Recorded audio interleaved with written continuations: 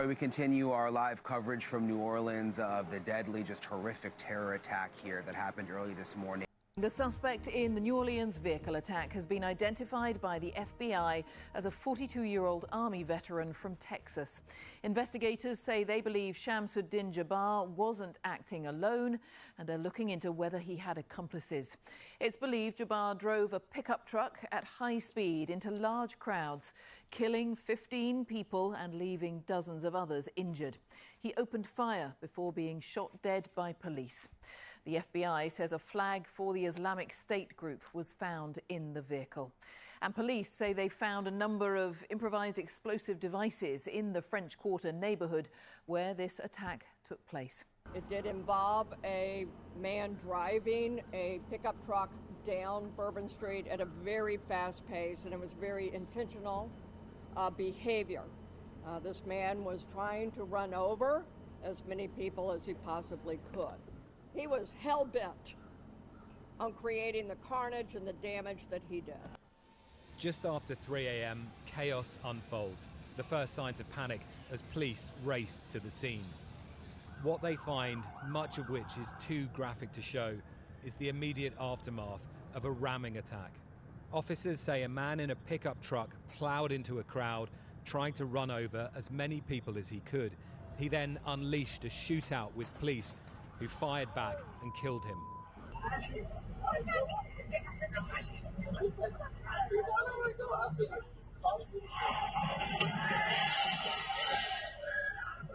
Marcia, as you were speaking just there, you mentioned this suspect's Army service. I was just handed this new reporting from our team that covers the Pentagon, our Martha Raddatz and our Matt Seiler.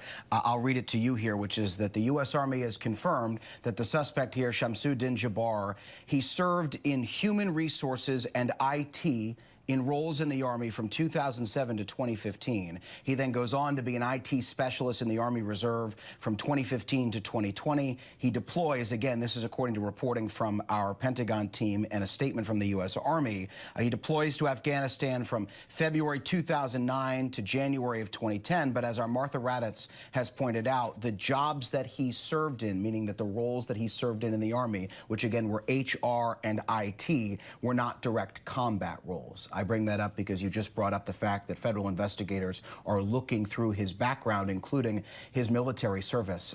But we also know that the FBI, Marcia, has said that this individual does not appear to have acted alone. Again, we don't know what that looks like at this hour. We don't know if that's just this initial supposition given by the FBI, but it turns out to not be fully accurate, or if acted alone means that he was given support by others. It's all very murky.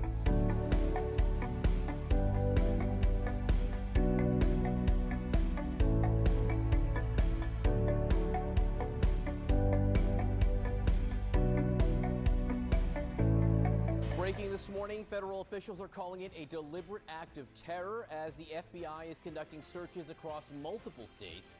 15 people are dead, many more injured after a man plowed his truck through crowded New Orleans streets just after the new year.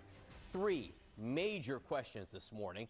Were there any accomplices? Was this attack tied to the Cybertruck explosion outside a Trump hotel in Las Vegas? There are notable similarities. Was this attack actually directed by ISIS or just inspired by the terror group? People nearby were injured, but with minor injuries. All of them are okay. They've all been released from the hospital. The driver did die, and Las Vegas police believe that this was an isolated incident. They are not yet willing to say if this was, in fact, connected to what happened in New Orleans, but it is quite unusual that both the drivers in these incidents rented their cars from Turo. Investigators are searching for any possible links between the two New Year's Day attacks, the one in New Orleans and the one in Las Vegas.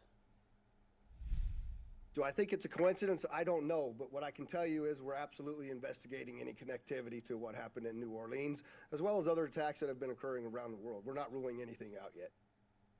All right, with us now, CNN senior law enforcement analyst, former FBI Deputy Director Andrew McCabe. So the similarities are these. Both were using electric vehicles rented from this ride-share / user-to-user rental outfit, Turo. Military backgrounds, both drivers, explosives on both trucks, Andy. Possible it's just a coincidence? What do you see there?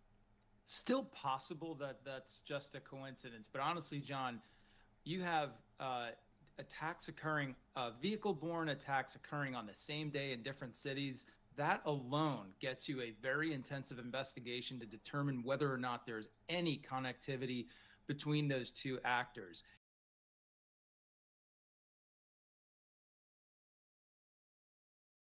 And police shared new details about a series of videos he allegedly recorded, one of which includes a pledge to ISIS. This morning, we're also learning more about the victims as witnesses now describe what they saw. It was burnt beyond recognition. And so as we continue to move through this, I'm going to talk a little bit about his identity and what we believe, but I would like to highlight a couple of things that the teams found inside of the Cybertruck that are useful to the investigation. And that, first and foremost, is a military identification. We also found a passport. We found a Desert Eagle 50 caliber semi-automatic pistol. And if you'll notice on a lot of these guns that we're going to talk about here, they're almost just burnt beyond recognition as well. There's a SLR model B30 semi-automatic firearm, number of fireworks that were still in the vehicle that had to be removed. Notably, we found an iPhone and a smartwatch, and then several credit cards were also in the name of our subject. Our subject is 37-year-old Matthew Livelsberger. He's of Colorado Springs, Colorado, born July 22nd of 1987. Now, I would like to acknowledge a couple of things because I know what's going on in the social media world, and there are a number of things in this case that are similar to the attack in New Orleans. We do know that our subject here served in the military. In fact, he's a current member of the military. Both of the subjects served at Fort Bragg, North Carolina. What we do know about that is it's a very large military base, and we have no record that they served in the same unit or even at the same years at Fort Bragg, something that continues to remain under investigation. I also know that they both served in Afghanistan in 2009. We don't have any evidence that they were in the same province in Afghanistan, the same location, or the same unit. Again, something else that remains under investigation. And we also know, of course, that they both used the rental company Turo to rent their vehicles. As far as his military background, it's been confirmed by DOD that he was indeed in the United States Army. He was also a Green Beret operations sergeant who spent most of his time at Fort Carson, Colorado, and in Germany. He was on approved leave from Germany, where he was serving with the 10th Special Forces Group.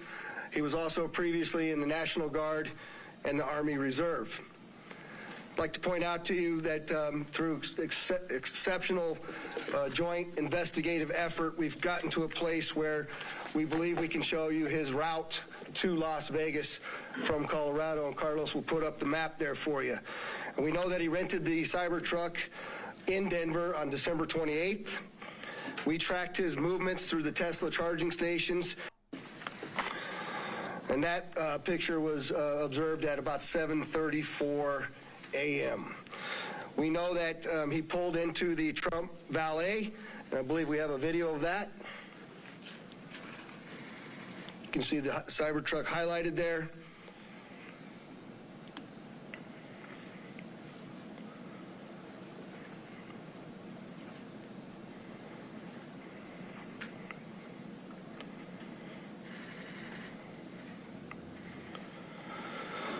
So through extensive surveillance video, we were able to track him leaving there, and we know that he went to several different places along Las Vegas Boulevard, and he spent some time in a parking lot of a business near Flamingo and Las Vegas Boulevard.